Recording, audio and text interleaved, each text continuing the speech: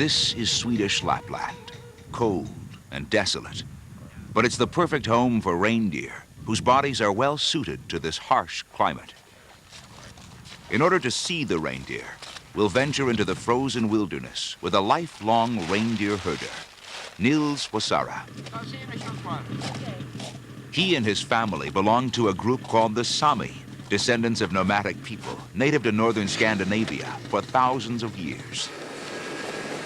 Hopping aboard their snowmobiles, we make the final push to the region where the herd's grazing.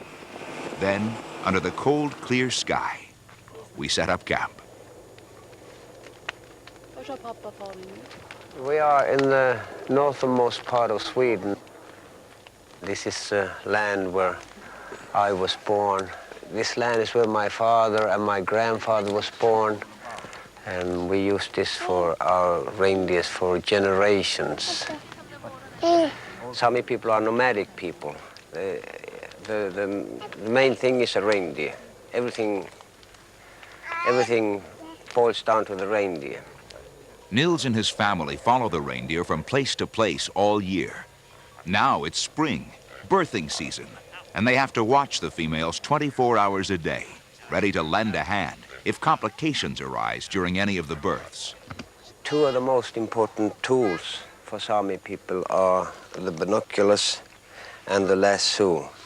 With the binoculars, you can get a close, you can have a close watch on what's happening, and the lasso you use to, if you want to, for instance, we have some male reindeers that are castrated, and they are a little bit tamer, and you just lasso it, and it just walks behind you.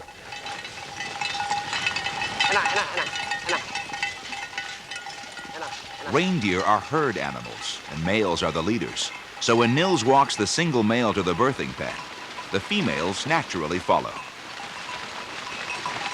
Once all the females are inside, we climb to the top of a nearby hill for a better view. As soon as we get there, we spot something going on.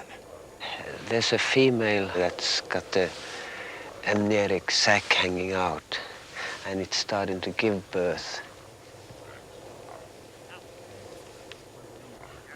The female just lied down. Something seems to be happening. As the mother stands up, we see the calf's front legs are already showing. This is a good sign. It means the calf's facing the right way, and the birth should continue without any problems. But a successful birth is still an uncomfortable ordeal for the mother. She's obviously in much pain.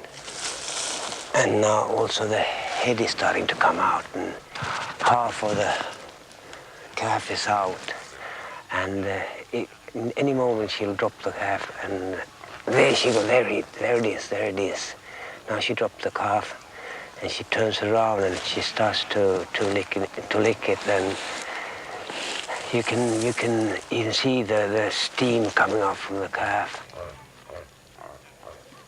This just fades out all the hard work we do through the winter, and seeing a calf born, it's a magnificent sight. Within an hour, the calf's taking its first awkward steps. It has no choice. It has to walk, or it'll be attacked by crows, which would first blind the baby, then peck at its skin until they can get at its flesh.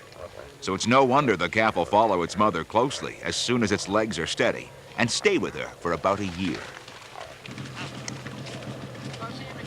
Well, what we're doing now is that we're feeding the reindeers, and this is due to it's been a bad winter. The snow has been very hard, and the reindeers can't get to the ground through the snow. So you have to give them extra food. Perhaps because of the strain of giving birth, the new mother's overcome by hunger and races to get her share of the food. The baby tries to follow, but can't keep up, and it soon races around aimlessly. A few moments later, the calf approaches a female that might be its mom, but she's not. And the reindeer don't like it when strange calves come poking around their food. Well, you can see that's not the right mother, so she's pushing it away from her. See, the mother looks for its calf for 3 days and 3 nights. And if it doesn't find it within the 3 days, it'll just leave the calf, and the calf will die there. That's the way it is.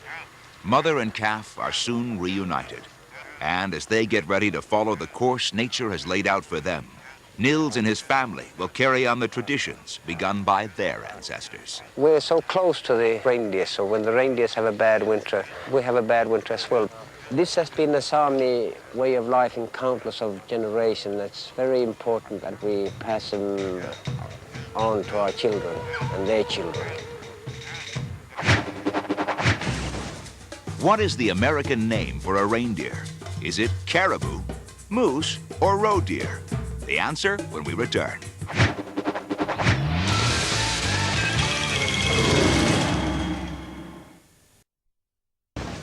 The American caribou is exactly the same animal that Scandinavians call a reindeer. And by the way, not only do female reindeer grow large antlers, they're the only females in the entire deer family that grow antlers at all. Right at us.